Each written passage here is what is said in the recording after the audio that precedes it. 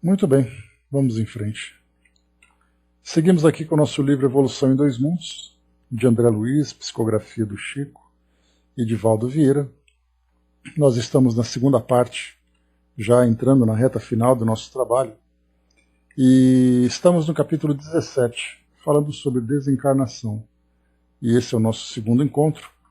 Lembrando que nós iniciamos na semana passada, ou melhor, no nosso encontro passado, esse capítulo que fala, que traz, né, essa pergunta para André Luiz, falando sobre, perguntando exatamente o seguinte: podemos considerar a desencarnação da alma em plena infância como sendo uma punição das leis divinas, na maioria das vezes?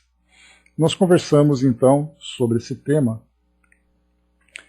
trazendo aqui, né, primeiro uma abordagem sobre a reencarnação, sobre programação reencarnatória, sobre lei de causa e efeito, né, esses fundamentos que são tão importantes para todos nós, porque sem eles nós simplesmente não conseguimos entender o porquê dessas situações tão dolorosas, tão difíceis. E mesmo tendo conhecimento, para nós ainda sobram interrogações para tentarmos entender por que nós, por que agora, por que daquela forma, por que aquela criança. Então, quando o André Luiz recebeu então essa pergunta, como se nós podemos considerar essa desencarnação na infância como sendo uma punição, ele traz para nós aqui, então, eu vou fazer a releitura dos primeiros capítulos, dos primeiros parágrafos, só para a gente contextualizar, são 3 pequenos parágrafos apenas, depois a gente se aprofunda um pouco mais, quando André Luiz, então, vai trazendo para nós maiores detalhes, né, ou maiores especificidades sobre alguns casos que são apresentados. Então ele responde para nós assim: muitas existências são frustradas no berço, não por simples punição externa da lei divina, mas porque a própria lei divina funciona em todos nós, desde que todos existimos no hausto do Criador. Então aqui, né, de um modo geral, nós temos então que o fato de nós estarmos, de nós existirmos a partir de uma centelha emanada de Deus, todos nós estamos submetidos às suas leis. Leis que trazem para nós que são imparciais, leis que são neutras, mas que existem para reger a nossa jornada, reger aqui o nosso processo evolutivo. Bom dia, Cindizinha. Depois ele continua. Frequentemente, através do suicídio, integralmente deliberado, ou do próprio desregramento, operamos em nossa alma desequilíbrios, quais tempestades ocultas, que desencadeamos por teimosia no campo da natureza íntima. Então ele começa trazendo para nós aqui, conforme nós conversamos, 2 tipos de interrupção de uma existência terrena. Primeiro, aquela deliberada, o suicídio, o desejo da autodestruição. E aí então o espírito, através da sua vontade, ele então interrompe a sua existência, retornando ao plano espiritual de uma maneira precoce. Mais uma vez, lembrando que o precoce ele acontece em qualquer idade, desde que o indivíduo antecipe o seu retorno ao plano espiritual. E depois nós temos aqui o outro caso, em que, através do próprio desregramento, aquilo que André Luiz trouxe para nós em nosso lar, lá no começo, quando então, ainda naquela condição de grande perturbação que ele vivia, ele era então chamado de suicida. E ele não entendia o porquê de ser chamado dessa forma. E aí então ele foi esclarecido no hospital que essa ideia do suicídio vinha exatamente pela forma como ele vivia a sua vida, que ele, embora não tivesse a intenção de se autodestruir, ele acabava se destruindo pelos hábitos, pelos desregramentos, pelos desequilíbrios. Então ele trouxe para nós o termo suicídio inconsciente. Aqui então ele traz que esse desregramento faz com que nós criemos esses desequilíbrios seja de uma forma ou de outra, seja de uma forma deliberada, seja de uma forma inconsciente, esses desequilíbrios chegam para nós quais tempestades ocultas que desencadeamos por teimosia no campo da natureza íntima. Quando se fala em tempestades ocultas, André Luiz ele traz para nós aqui uma figura de linguagem, uma imagem, né, que nós criamos, mas que nós podemos perceber quando nós pegamos uma imagem, né, uma cena de uma tempestade, com toda a sua violência, com toda a perturbação que ela provoca, a destruição. Imaginemos isso na nossa consciência, quando nós transferimos do mundo real para o nosso mundo íntimo. E essa grande perturbação vai exigir um grande trabalho de reequilíbrio, de reharmonização. E esses trabalhos, infelizmente, não se dão de uma forma tão simples. Porque se o desequilíbrio é muito profundo, o trabalho para poder fazer com que ele retorne à condição equilibrada vai exigir também um trabalho de grande esforço e muitas vezes um trabalho de grande sofrimento. Então, todo desequilíbrio requer o equilíbrio, o reequilíbrio, né? Então, esse trabalho de reconstrução de nós mesmos começa pela nossa consciência. E para isso nós veremos que cada espírito, então, tem um caminho a seguir, tem um trabalho para poder desenvolver. Esse trabalho pode ser demorado, pode ser mais rápido, pode ser mais doloroso, menos doloroso, tudo de acordo com cada indivíduo.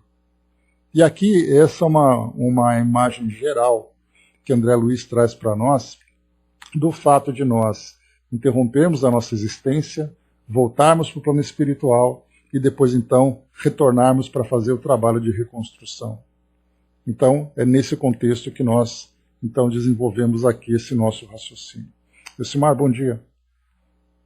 Cargas venenosas, instrumentos perfurantes, projéteis fulminatórios, afogamentos, enforcamentos, quedas calculadas de grande altura e multiformes viciações com que as criaturas responsáveis arruinam o próprio corpo ou o aniquilam, impondo-lhe a morte prematura, com plena desaprovação da consciência, determinam processos degenerativos e desajustes nos centros essenciais do psicossoma, notadamente naqueles que governam o córtex encefálico, as glândulas de secreção interna, a organização emotiva e o sistema hematopoético.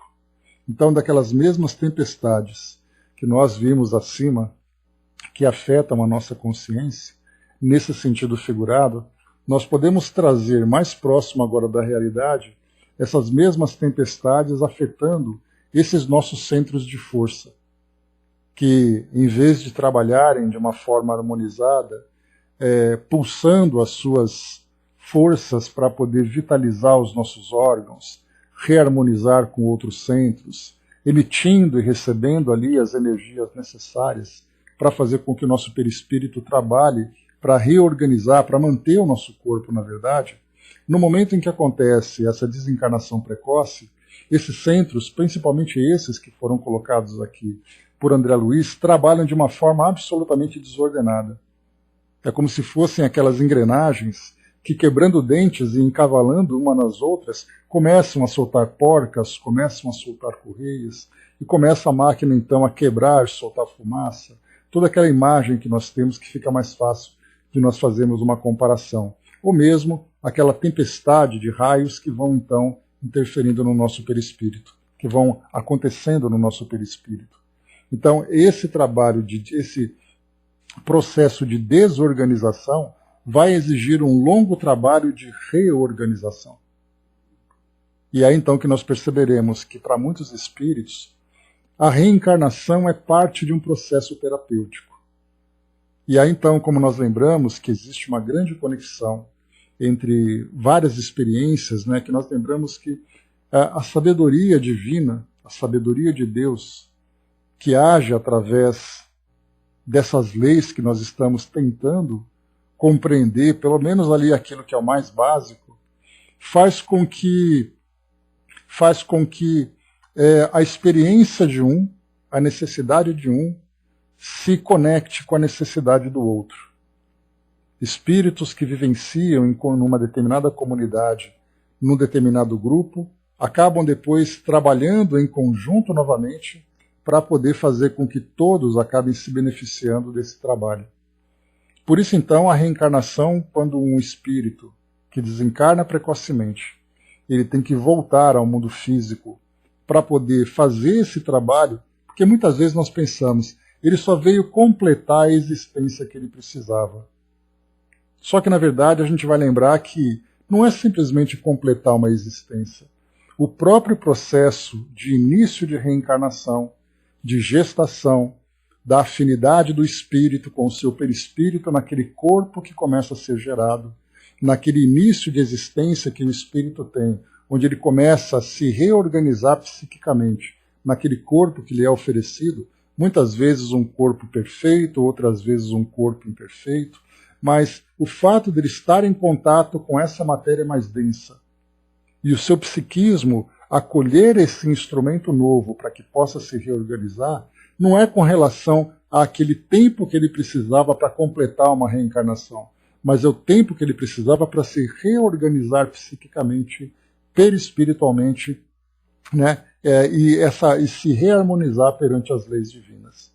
Então a gente percebe que o processo ele é muito mais complexo do que simplesmente a gente imaginar.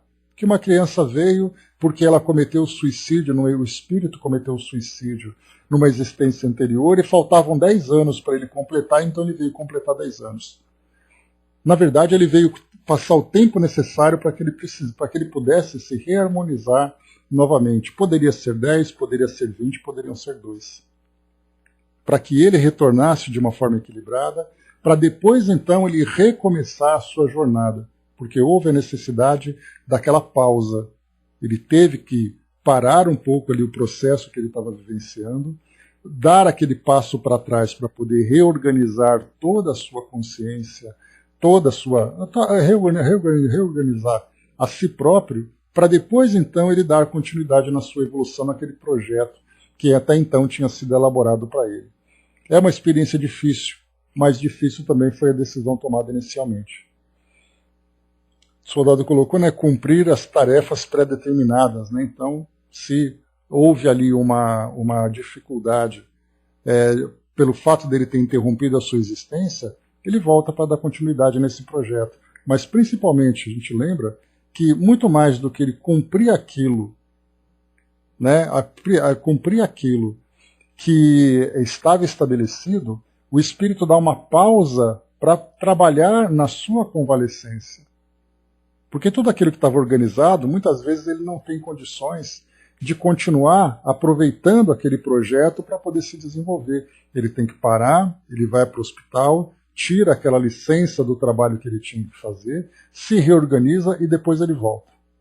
Porque não adianta pegar o espírito e dizer, olha, você vai continuar a fazer aquilo que você tinha que fazer. Mas a pergunta é, ele tem condições para isso? Por isso, então, essa pausa é muito importante para que ele possa se refazer. A Cindizinha colocou, mesmo esse período só de completude já é terapêutico, né? Já ajuda no processo de cura. Eu não vejo como já ajuda, eu vejo como sendo essencial para que ele possa se desenvolver. Isso é parte do trabalho, é parte da terapia que ele precisa vivenciar. Então, retornar ao mundo físico e ter contato com as pessoas, com o ambiente, com o corpo, é o principal remédio, é como se fosse ali aquela cirurgia que ele precisasse fazer e depois então ele tomaria os medicamentos para poder ajudar na recuperação da cirurgia. Então é o ponto fundamental, essa reencarnação, para ele poder dar continuidade naquele trabalho que começou no plano espiritual. Como a gente viu, por exemplo, lá no Hospital Maria de Nazaré, quando Camilo traz para nós os relatos sobre algumas das terapêuticas que são aplicadas, né? Então são terapêuticas psíquicas, terapêuticas fluídicas, energéticas, que nós nem imaginamos, né? Eu lembro quando a gente estava estudando, eu tentava criar na minha mente o desenho, né, dos equipamentos, dos ambientes que Camilo descrevia para nós, mas certamente estava muito longe da realidade. Então começa ali, depois vem para uma reencarnação para o espírito, então, fazer ali a segunda parte do trabalho, que muitas vezes é a parte mais importante, digamos assim. A Miriam lembrou, né, sempre com caráter educativo, não punitivo, né? A própria pergunta que foi feita para nós aqui, trazendo aqui em cima, né? Podemos considerar a desencarnação da alma em plena infância como sendo uma punição das leis divinas na maioria das vezes? E aí então André Luiz vai explicando para nós que não tem nada de punição. Nós que entendemos a dor como castigo, nós somos educados assim. E, na verdade, muitas vezes a dor ela é educativa exatamente porque a causa também foi dolorosa. E ela é proporcional. E, quer dizer, proporcional relativamente. Porque a gente lembra que se nós cometemos um erro à vista, Deus parcela para nós essas experiências para que a gente, aos poucos, dentro da nossa capacidade, dentro da força que nós trazemos para realizar esse trabalho, tudo isso seja feito de um modo leve, dosado, permitindo que todos nós nos desenvolvamos. A Andréa colocou, né, mas os que estão ao seu redor com essa desencarnação involuntária estariam ligados de alguma forma anteriormente? E como ficam depois, já que os sentimentos de incompreensão e raiva os acompanham? Aquilo que eu tinha colocado, Andréa, aqui, André Luiz vai falar para nós aqui mais para frente, seguindo aquilo que nós conversamos anteriormente. Muitas vezes as pessoas que estavam próximas foram colaboradoras diretas ou indiretas para que aquela situação acontecesse. Para esse caso, a gente então vai fazer uma medição, qual é o grau de responsabilidade que cada um tem. Agora, quando não há essa responsabilidade, quando nós encontramos, por exemplo, pais, né, que têm ali os seus filhos, esses pais fazem tudo pelos filhos, com amor, com dedicação, suprindo as necessidades de todas as ordens daquele espírito, e mesmo assim o espírito adoecido toma uma decisão de interromper a sua própria existência, a gente tem que se perguntar, nessa existência aquele espírito não tem nenhum tipo de responsabilidade naquele ato, mas qual a história desses espíritos? Aí a gente simplesmente não tem como responder, porque cada espírito tem ali no seu conjunto de experiências, convivências, experiências, o tempo, né, decisões que foram tomadas individualmente ou coletivamente que fizeram com que todos chegassem ali. A gente lembra, dentro daquela expressão tão conhecida, que não cai nenhuma folha de uma árvore se Deus não permitir, ou sem a consciência, sem a ciência de Deus. A mesma coisa acontece, ninguém passa por uma dificuldade dolorosa que não tenha ali um propósito de aprendizado. Nós vamos até encontrar aqueles que aceitam essas experiências dolorosas como parte de um aprendizado, como parte ali de renúncia, como um trabalho missionário. Então há aqueles que têm responsabilidades, há aqueles que se oferecem. A gente lembra, por exemplo, que no próprio Memórias de um Suicida, quando Camilo Cândido Botelho ele se encontrava já num estágio mais avançado de recuperação, ele começou então a trabalhar como estagiário, participando daquelas excursões para conhecer um pouco mais, né, do universo dos suicidas e tudo mais. E vocês se lembram que no interior aqui do Brasil vieram para cá aqueles caravaneiros, né, e encontraram um casal de namorados que já estavam ali em relações, dentro das suas relações com maior intimidade, e a gravidez seria uma consequência natural.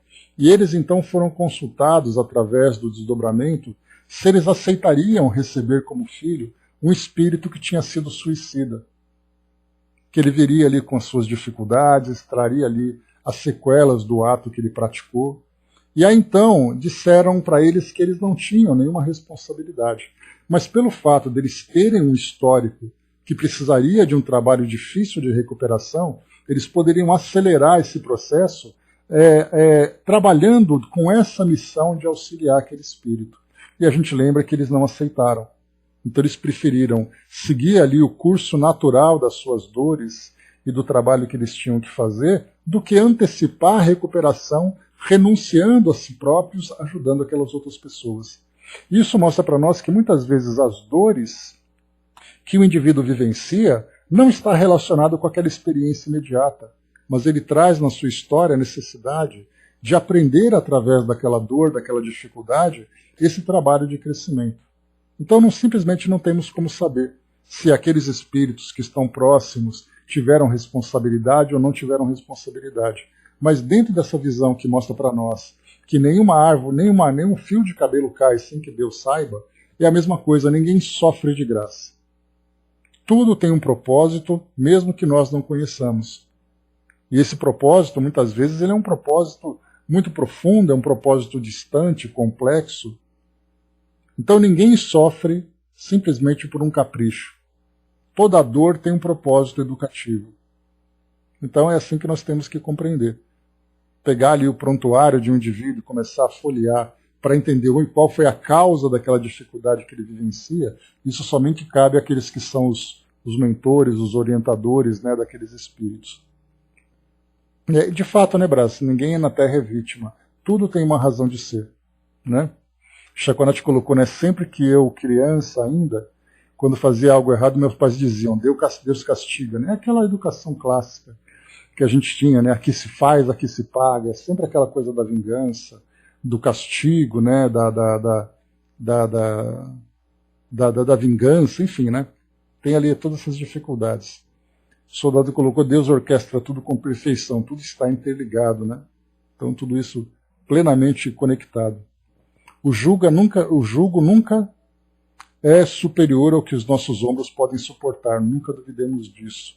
Né? Então está ali, por isso que a gente coloca, né, as parcelas divinas são sempre muito amorosas. Então sempre, entre aspas, sempre cabe no nosso bolso, com sacrifício, com dificuldade, mas nós sempre conseguimos quitar aquelas parcelas que vão chegando para nós desde que nós nos dediquemos a isso. Né? Então, esse grande conhecimento que a doutrina espírita traz para nós, de apresentar esse mecanismo e as regras que regem o funcionamento desse mecanismo, traz para nós o reforço daquela visão de que a doutrina espírita é, de fato, o Consolador prometido. Porque ela traz para nós um entendimento, ela traz para nós respostas que nos ajudam nesse nosso desenvolvimento, que nos ajudam nesse nosso crescimento. Agora, quando nós trabalhamos de uma forma cega, lidando com a dor sem entender o seu propósito, aí fica muito mais difícil para nós. Por isso que a doutrina veio trazer todas essas respostas para que a gente possa compreender e trabalhar em função mesmo agora do nosso próprio crescimento. Seguindo aqui o que André Luiz colocava, vamos lá. A gente praticamente está refazendo o estudo, né?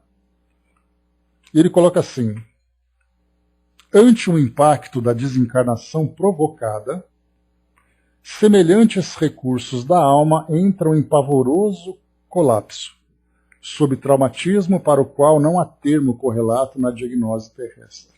Então, no caso do suicídio, esse pavoroso colapso e esse traumatismo que não há relação, né, que a nossa ciência, ou mesmo que as nossas capacidades não consigam sequer definir, certamente dá para a gente entender o quão problemático e o quão doloroso e perturbador são os efeitos daquilo que nós fazemos. Né? André colocou, né, mas com observações muito importantes, precisamos ouvir muitas vezes, sim. A gente ler simplesmente e conhecer a teoria é uma coisa, a gente vê isso sendo aplicado na prática é outra. Quando isso nos afeta, então fica mais difícil ainda, porque aí as nossas emoções acabam tomando conta da nossa razão e nós não conseguimos ver com clareza. Depois ele continua, num trecho que nós já também vimos, indescritíveis flagelações que vão da inconsciência descontínua à loucura completa, ou seja, uma grande perturbação, ou mesmo, até mesmo o espírito perder completamente a sua razão, senhoreiam essas mentes torturadas, por tempo variável, conforme as atenuantes e agravantes da culpa, induzindo as autoridades superiores a reinterná-las no plano carnal, quais enfermos graves, em celas físicas de breve duração. Olha só agora essa breve duração, fala exatamente sobre essa desencarnação na infância e na juventude. Para que se reabilitem gradativamente com a justa cooperação dos espíritos reencarnados, cujos débitos com eles se afinem, Agora a gente já começa a ver aqueles espíritos que estão, então, junto daquele espírito, vivenciando ali as dificuldades, sofrendo suas dores, exatamente como parte de um processo de aprendizado. E ele vai colocar, cujos débitos com ele se afinem. Então a gente vai ter, na maioria das vezes, por essa teia de experiências que vão se interligando, nós vamos então nos reaproximando por uma força natural daqueles espíritos com que nós temos ainda as tantas pendências. Agora, nós teremos também aqueles espíritos, como eu comentei com vocês, que eventualmente são chamados para um sacrifício pessoal para ajudarem aquele espírito no seu processo e, ao mesmo tempo, se ajudarem nas suas necessidades evolutivas. Mas, na grande maioria das vezes, a gente pode, essa é uma visão, pelo menos que eu tenho, a grande maioria das vezes, cada espírito que passa por essa experiência está comprometido com aquele evento. De uma forma direta ou indireta, de uma situação mais atual, de uma situação mais antiga, sempre tem uma ligação e sempre tem um porquê, na maioria das vezes. Agora, entrando no nosso tema de hoje, André Luiz continua. Eis porque um golpe suicida no coração, acompanhado pelo remorso, causará comumente diátese hemorrágica com perda considerável de protombina do sangue naqueles que nascem para tratamento de recuperação do corpo espiritual em distonia. Ou seja, são aquelas anomalias cardíacas onde o espírito tem ali vasos muito frágeis, que ocorrem hemorragias constantes e tudo mais. Então ele tem essa perda considerável de protombina no sangue. Ou seja, não tem coágulo, então ele vai tendo hemorragias e acaba desencarnando.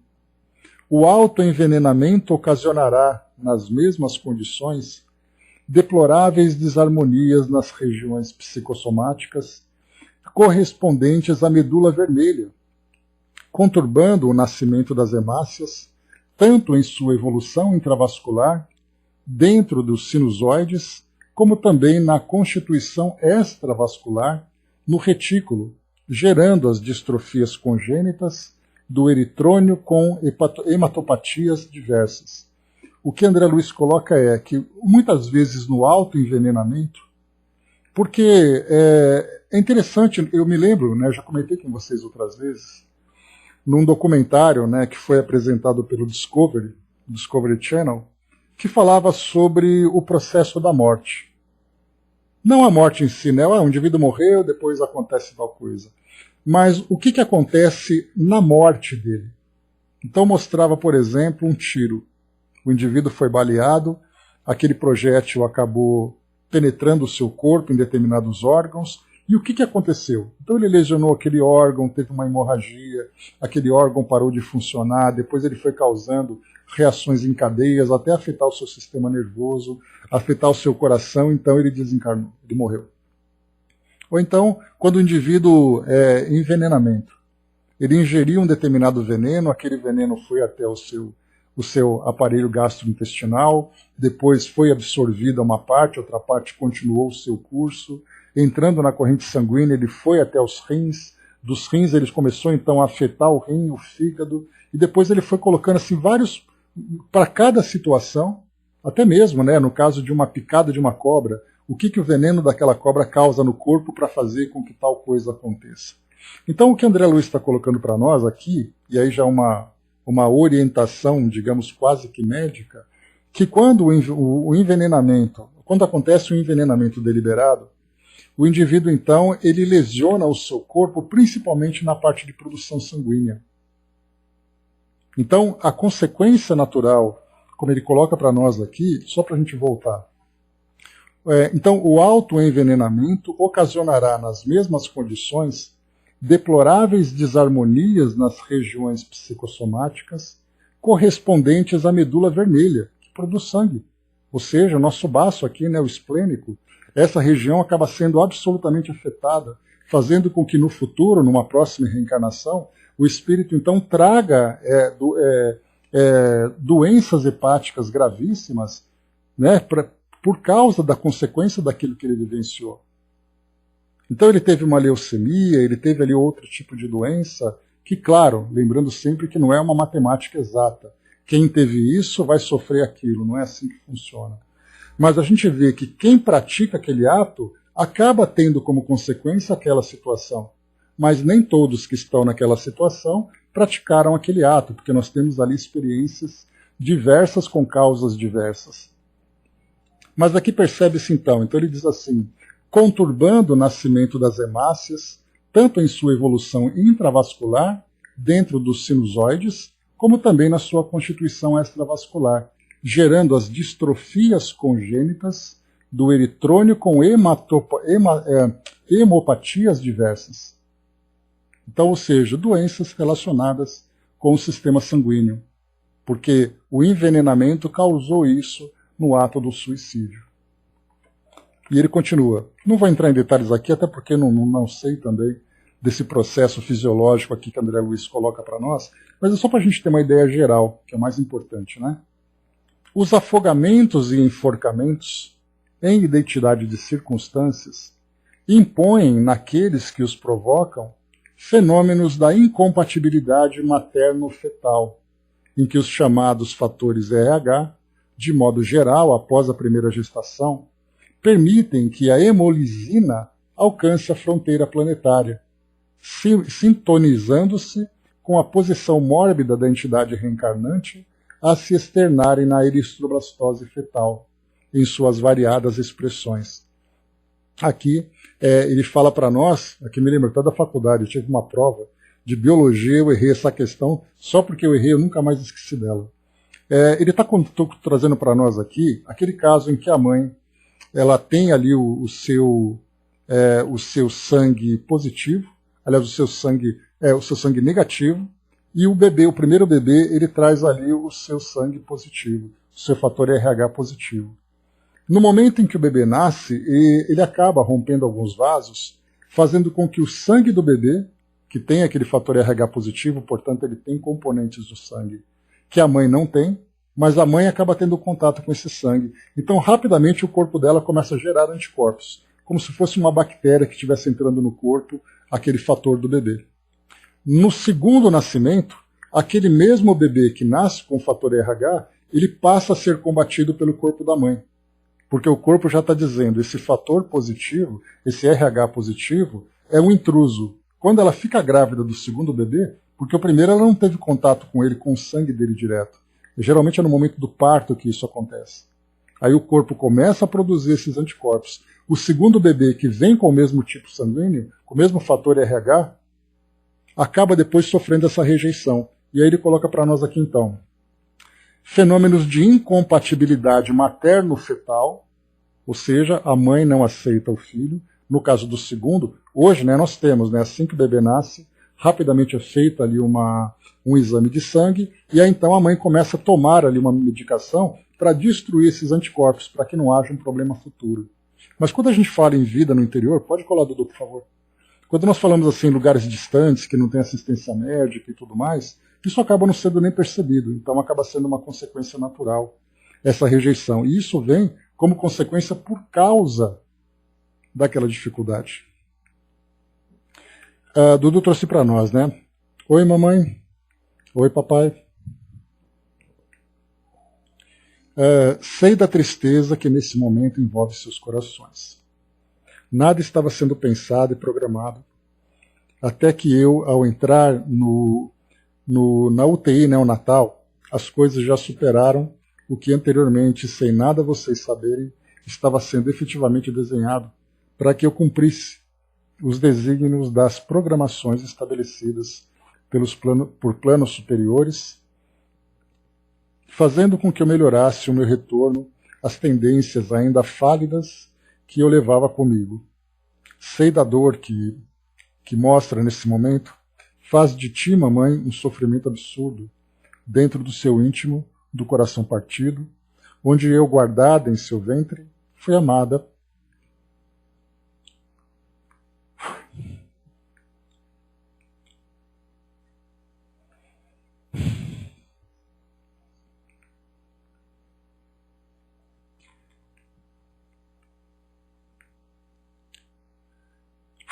Por favor.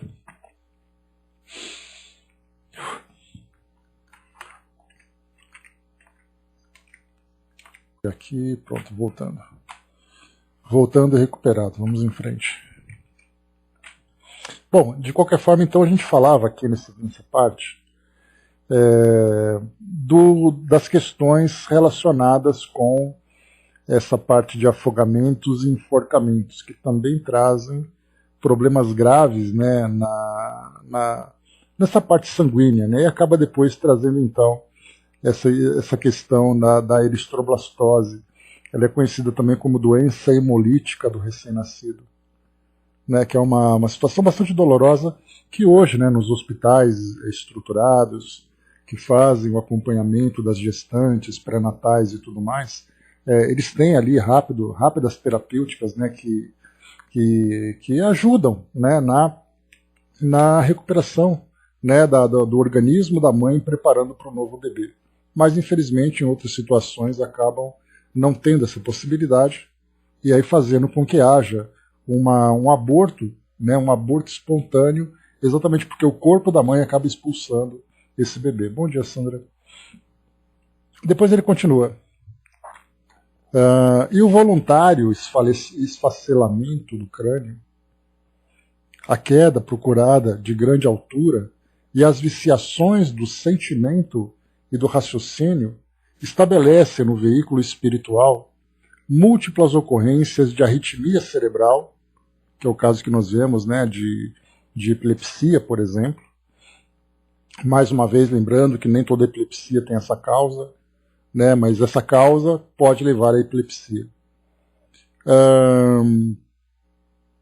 Arritmia cerebral a se revelarem nos doentes renascituros através da eclâmpsia e da tetania dos latentes, da hidrocefalia, da encefalite letárgica, das encefalopatias crônicas, da psicose epilética, da idiotia, do mongolismo e de várias morboses oriundas da insuficiência glandular. Então, aqui como consequência também, por causa, né, de afetar o crânio e trazer uma lesão grave no cérebro, isso acaba afetando também, né, o nosso centro coronário, o nosso centro frontal, trazendo ali uma perturbação gravíssima no funcionamento do cérebro desse novo corpo que o espírito vai ocupar, fazendo com que ele passe, então, por todas essas dificuldades. Depois ele continua. Claro está que não relacionamos nessa sucinta apreciação dos problemas do suicídio associado ao homicídio, os quais, muitas vezes, se fazem seguidos em reencarnação posterior do infeliz por lamentáveis reações com a morte acidental ou violenta na infância, traduzindo estação inevitável no ciclo do resgate. Então, mais uma vez, aqui para chamar bem a nossa atenção. Claro está que não relacionamos essa apreciação do suicídio ao homicídio. Então ele não falou nada disso, né? Porque o que ele diz para nós é que muitas vezes o espírito, na infância, na adolescência, quando ele desencarna de uma forma violenta, de uma morte acidental ou violenta na infância, isso faz parte desse processo de resgate. Porque da mesma forma que ele antecipou o seu retorno ao mundo espiritual através de um processo violento, será através dessa violência que ele recuperará, né, que ele começará a trabalhar nessa sua recuperação. Então, por isso nós vemos aqui, né, que são diversos os processos, desde aquele espírito que nasce com o seu corpo vivenciando diversas dificuldades, né, que ele vai ter que depois, durante esse pequeno período, esse pequeno prazo, passar ele por tantas lutas, né, e até então chegar à desencarnação, como é o caso de uma desencarnação logo do recém-nascido, ou mesmo, né, durante o próprio processo de gestação. Então, por que existe todo aquele trabalho do plano espiritual de elaborar uma reencarnação, se essa reencarnação será tão breve? Aí então nós vamos entender pela necessidade que os espíritos têm. E aqui nós vamos entender também que é parte do processo de desenvolvimento do espírito. Então, é um tratamento que começa no plano espiritual, logo que o espírito volta, como nós já vimos no Memórias de um Suicida, e outros relatos que André Luiz traz para nós. Nós temos, durante a encarnação, o espírito vivenciando experiências que vão ajudá-lo na sua recuperação, e depois, quando ele volta ao plano espiritual, ele passa por outro processo. Nós tivemos até o relato de André Luiz, num dos livros, eu não me recordo qual é, acho que é Entre o Céu e a Terra, que mostra aquele garoto, né, que no passado ele cometeu suicídio se jogando de uma ponte, e aí, portanto, ele desencarnou afogado. Quando criança, ele acabou se afogando na praia. Chegando ao mundo espiritual, ele foi para um educandário onde ele era cuidado, e o principal problema que ele vivenciava era um problema na garganta. Então nós vemos assim que são processos que iniciam antes da reencarnação, durante a reencarnação, e depois durante a encarnação, e depois na desencarnação.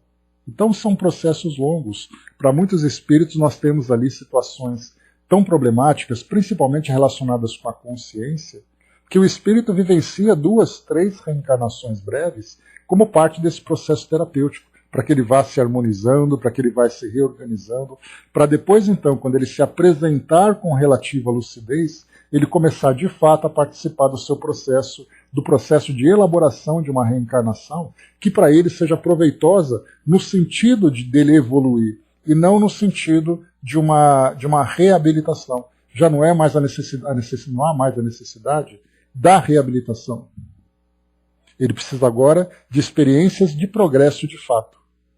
Né? Então, por isso que nós vemos ali, exato, Brás, né? Então, quanto mais o espírito se mostra resignado, se mostra mais compreensivo, mais rápido é o seu processo de desenvolvimento.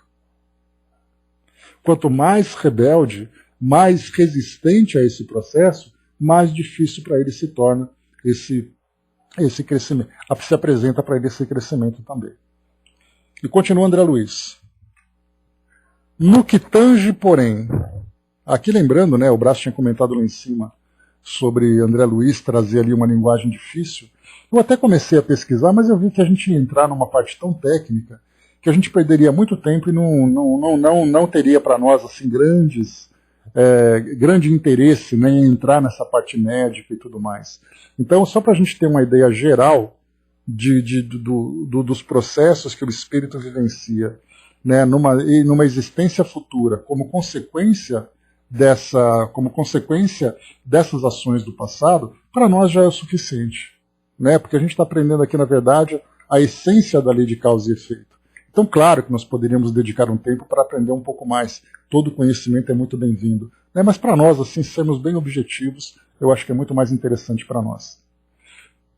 Mas ele continua.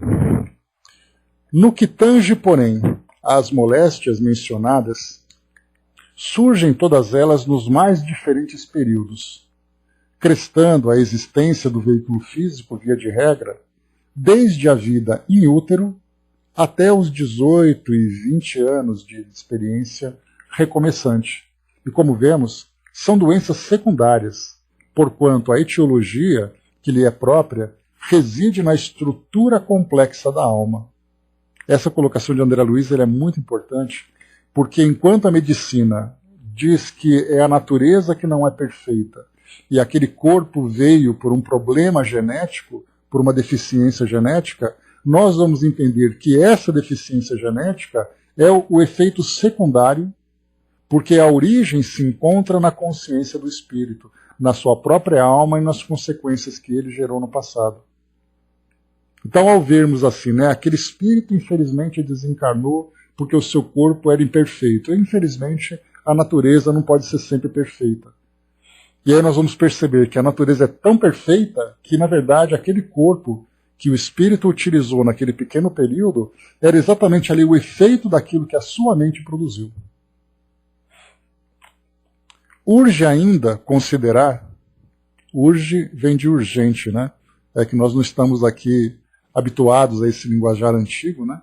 Então, urge ainda considerar, ou seja, é urgente ainda considerar que todos os enfermos dessa espécie são conduzidos a outros enfermos espirituais, os homens e as mulheres que corromperam os próprios centros genésicos pela delinquência emotiva ou pelos crimes reiterados do aborto provocado em existências do pretérito próximo, para que, servindo na condição de atendentes e guardiães de companheiros que também se conspurcaram perante a eterna justiça, se recuperem a seu turno, regenerando a si mesmos pelo amoroso devotamento com que lutam e choram, no amparo aos filhinhos condenados à morte ou atormentados desde o berço. Então olha que interessante. Quando nós falamos lá atrás, na questão do sexo, e André Luiz ele trouxe para nós as responsabilidades do homem, as responsabilidades da mulher diante do aborto criminoso, naquele capítulo que nós vimos. Então ele fala da responsabilidade dos dois. E essa responsabilidade são ou pela delinquência emotiva, ou seja, o indivíduo se envolve com o outro para curtir os prazeres físicos, para curtir os prazeres do sexo, envolvendo outras pessoas, provocando lesões afetivas. Nazareno Feitosa, palestrante, fala bastante sobre isso, das lesões afetivas que o indivíduo provoca no outro, porque ele simplesmente deseja o uso do indivíduo para sua satisfação pessoal. E o fato do propósito maior dele foi utilizar o outro para sua satisfação, por exemplo, no campo sexual, isso provoca nele próprio uma desarmonia, um efeito de corromper os próprios centros genésicos. E esse centro genésico, como nós já vimos, né, nos centros de força, são aqueles centros, né, que gerenciam, que coordenam, que comandam ali os nossos órgãos genitais, os nossos órgãos reprodutivos. Nesse caso, o indivíduo, então, que, por exemplo, durante uma encarnação, um casal se envolveu, um tinha mais interesse que o outro, aconteceu uma gravidez e um abandonou o outro. Por exemplo, o homem ali, o rapaz, abandona a mulher dizendo, olha, isso é um problema seu, não tenho nada com isso. Quer dizer, ela ficou com um problema aparente, mas dentro do campo moral, registrou-se que ele, pelo uso e abuso dessa força genésica, ele acabou provocando um efeito que ele tinha responsabilidade e não assumiu.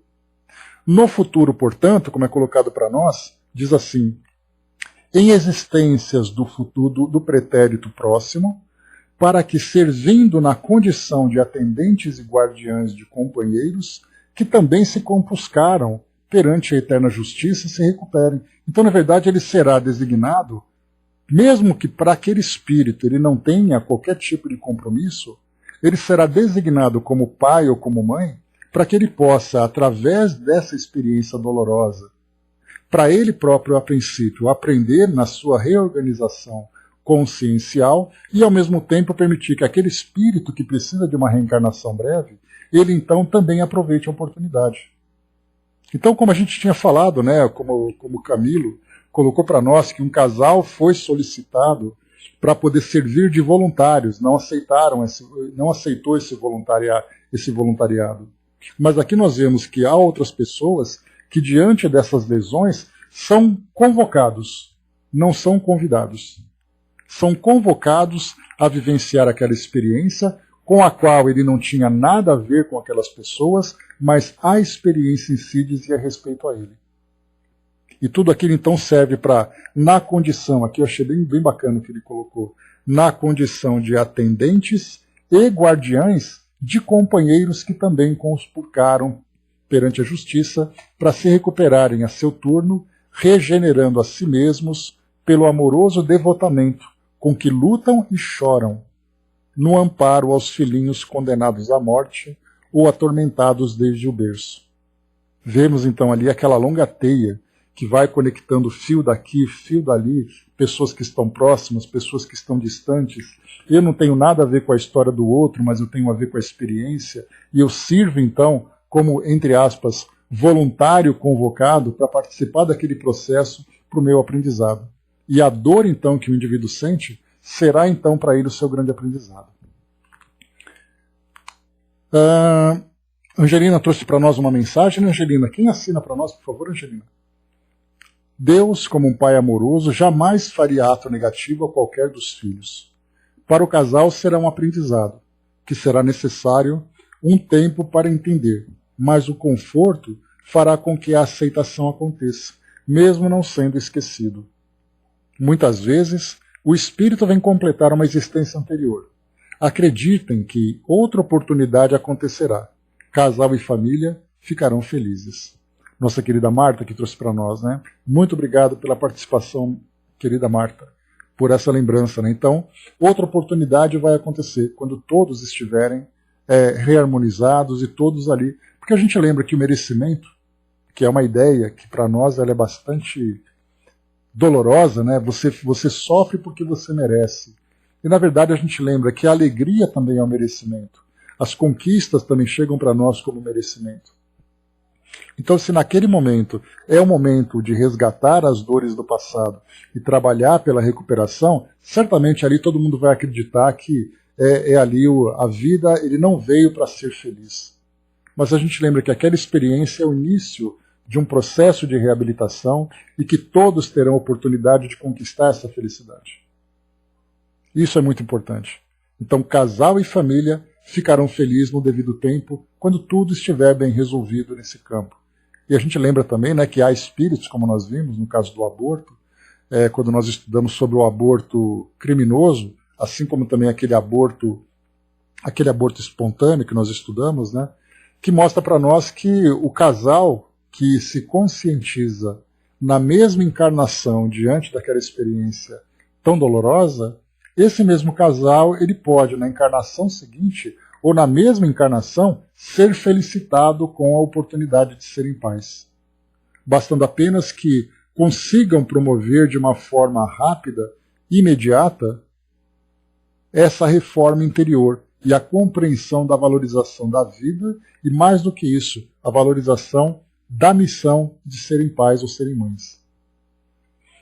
A Cindizinha colocou, né, estamos lendo Sexo e Obsessão do Divaldo, é um livro tenso, mas muito esclarecedor. Cindizinha, um dos nossos projetos aqui na nossa sala é tentar ler ali um pouquinho de Manuel Filomeno de Miranda, né? Vamos ver se a gente consegue colocar em prática assim que a gente terminar as obras de André Luiz. Vamos ali sondar para a gente ver se é possível a gente fazer esse trabalho, porque certamente tem muita coisa boa para aprender com Manuel Filomeno de Miranda. E André colocou, né, que exatamente esse trecho, esse parágrafo, responde à dúvida que foi apresentada lá em cima. Exatamente isso. O soldado lembrou, né, cada lágrima tem um motivo de surgir, nada é por acaso. A vida não é só dor, né, ela tem coisas boas também. Né? Mas as coisas boas, né, soldado, para você colher aqueles frutos saborosos, precisa ali machucar um pouco a mão para poder fazer um bom plantio. Né? Então, quando a gente consegue entender isso tudo, eu imagino que todos nós já estejamos nesse processo de perceber que nós estamos lançando sementes o tempo todo e que agora a gente lança essas sementes com mais responsabilidade, com mais cuidado, agora é um processo crescente. Se nós nos degenerarmos diante de uma situação, será ali por uma força maior, será por uma fraqueza que surgiu, mas a nossa consciência já tem claro na frente, nós já estamos vendo claramente o caminho que nós precisamos percorrer e de que forma que nós vamos percorrer e qual é o objetivo a ser atingido. Seguindo para nós, para concluirmos, segundo observamos, portanto, as experiências interrompidas no alvorecer do corpo denso raramente constituem balizas terminais de prova indispensável na senda humana, porque na maioria dos sucessos em que se evidenciam, representam cursos rápidos de socorro ou tratamento do corpo espiritual desequilibrado por nossos próprios excessos e inconsequências, compelindo-nos a reconhecer, como o apóstolo Paulo, que o nosso instrumento de manifestação, seja onde for, é templo da força divina, por intermédio da qual, associando corpo e alma, nos cabe a obrigação de aperfeiçoar-nos, aprimorando a vida na exaltação constante a Deus. Então, finalizando aqui esse nosso... Deixa eu ver aqui, não, ainda tem um textinho ainda. Então, aqui, finalizando essa parte, pelo menos, tem mais duas questões rápidas aqui que André Luiz recebe, e ele responde para nós aqui nesse mesmo capítulo. Então, aqui nesse final, ele coloca para nós, né, que essas existências interrompidas no alvorecer do corpo denso, no início, né, ali da vida física, né, na infância, na juventude, raramente constituem balizas terminais de prova indispensável na senda humana, porque na maioria dos sucessos em que se evidenciam, representam cursos rápidos de socorro ou tratamento do corpo espiritual. Então mostra para nós que são processos rápidos, quer dizer, o espírito vivencia esse processo, tanto que nós vemos muitos depoimentos que chegam de pais que tiveram ali a dor de terem seus filhos, né, muitas vezes assim, já com uma idade de interação, numa idade mais esclarecida, no caso ali uma criança de 5, 8, 10 anos de idade, até 20 anos, como André Luiz coloca para nós, em que as pessoas diziam assim, né, mas por que ele merecia isso? Ele era uma pessoa tão boa, ele era um filho tão responsável, um filho que tinha sonhos tão produtivos. Isso mostra, na verdade, enquanto nós lamentamos a dor da perda por vermos pessoas que apresentam essas virtudes desencarnando, por outro lado nós temos que observar que aquele espírito, vivenciando aquele período de recuperação, já se mostra regenerado psiquicamente. Exatamente pelas virtudes que ele mostra, pelos sentimentos nobres que ele conseguiu desenvolver de uma encarnação para outra. Então, para ele ali, nós percebemos que é apenas uma recuperação física, porque espiritualmente ele já se mostra transformado. Nós podemos ver ali um dos exemplos claros, né? O Marcel, aquele garotinho, né, do número 4, ou do número 5, né, assim dizia, lá no livro O Céu e o Inferno, quando ele então mostra um garoto com escaras, com atrofias, sofrendo e tudo mais, mas mostra um espírito nobre. Não um espírito superior, mas um espírito nobre pela sua conduta, pela forma como ele encara aquela experiência e retorna ao plano espiritual. Então mostra que a sua necessidade era apenas o despertar de elementos em sua consciência a partir daquela experiência dolorosa no corpo físico, porque espiritualmente ele já se transformou. Depois ela segue para nós aqui. Tem mais duas perguntinhas rápidas. Mandaram para André Luiz, então.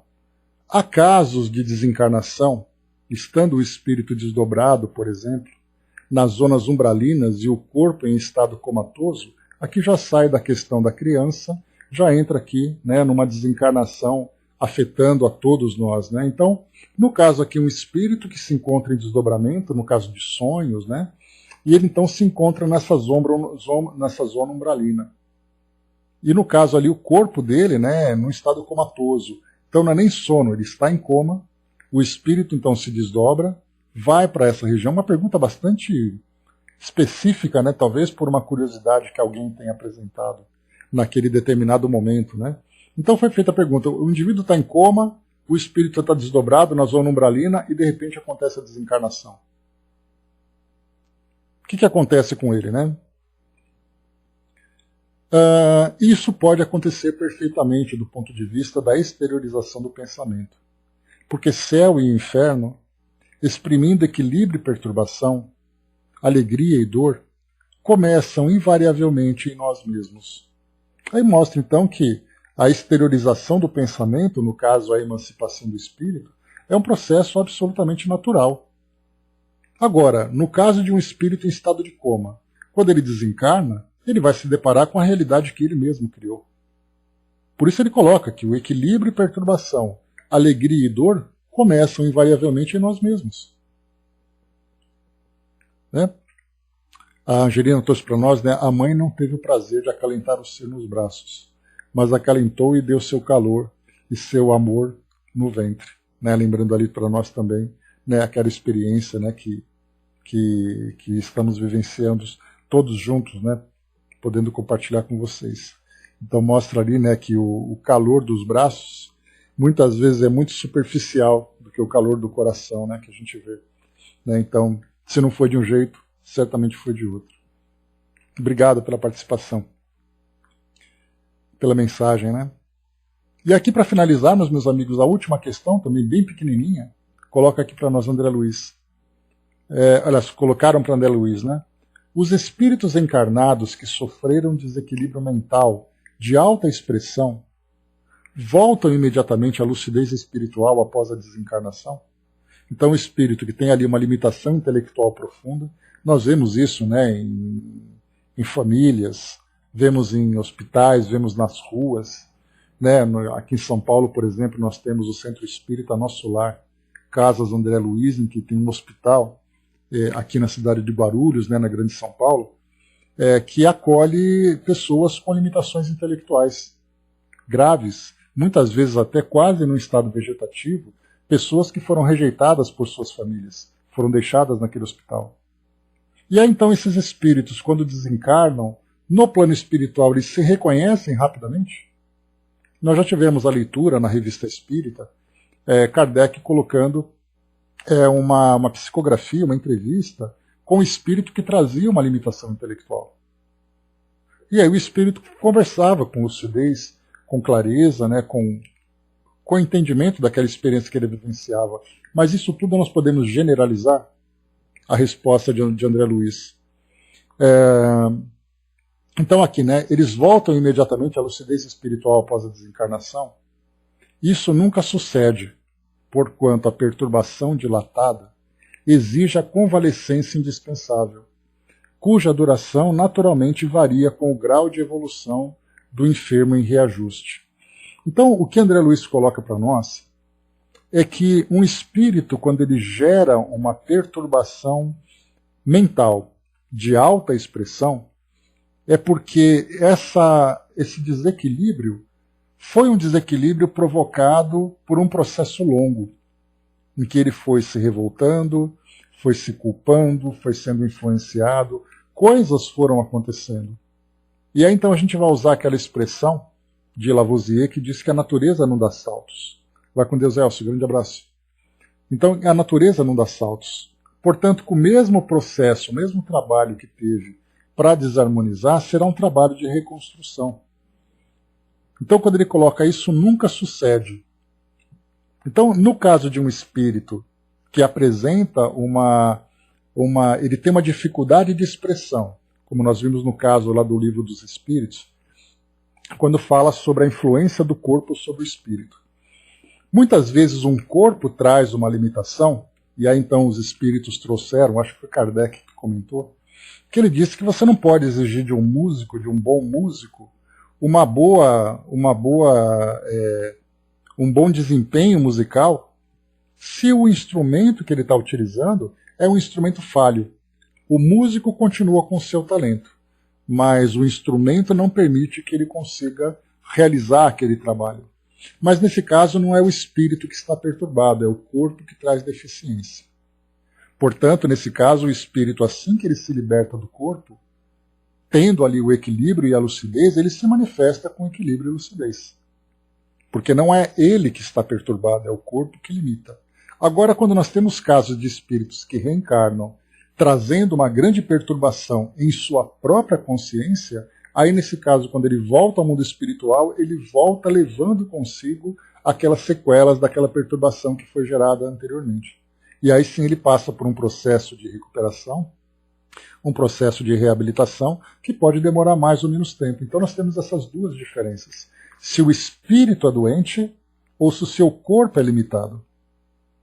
Da nossa parte, aqui olhando do nosso mundo material, nós não temos como diagnosticar isso. Não temos possibilidade de fazer qualquer avaliação.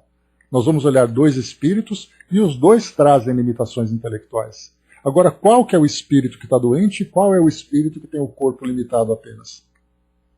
O mais importante é que nós entendamos que é o espírito que vai apresentar uma maior ou menor dificuldade para a sua recuperação de acordo com o seu grau de desequilíbrio. Então essa é a lição que fica para nós desse tema tão interessante, né, que nós conseguimos aqui trazer reflexões importantíssimas a respeito, né, da desencarnação na criança, no adulto, né, e nesses casos específicos que foram apresentados aqui. Então, essa é uma mensagem que veio de Valdo Vieira, de Uberaba, em 18 de junho de 1858. Então é isso, pessoal. Fechando por aqui o nosso estudo, cravamos aqui no nosso horário. Temos aqui, então, no nosso próximo estudo, o capítulo 18, lembrando que são 20 capítulos, portanto, nós temos aqui o 18, Evolução e Destino. É um capítulo curto. Depois 19, Predisposições Mórbidas, falando do corpo espiritual. E depois, essa aqui já é um pouco mais longa, invasão microbiana. Também fala sobre causas espirituais. E olha só que interessante, nesse último capítulo, que fala da invasão microbiana se está revinculada a causas espirituais, é um tema bastante oportuno, né? Porque nós estamos vivendo isso, né? Vírus, ou seja, uma invasão microbiana, aqueles que são contaminados e aqueles que não são contaminados, aquele em maior grau, aquele em menor grau, isso está relacionado com causas espirituais? Então veremos no nosso próximo encontro, para falarmos aqui então sobre esses temas que faltam aqui para a gente concluir o nosso trabalho.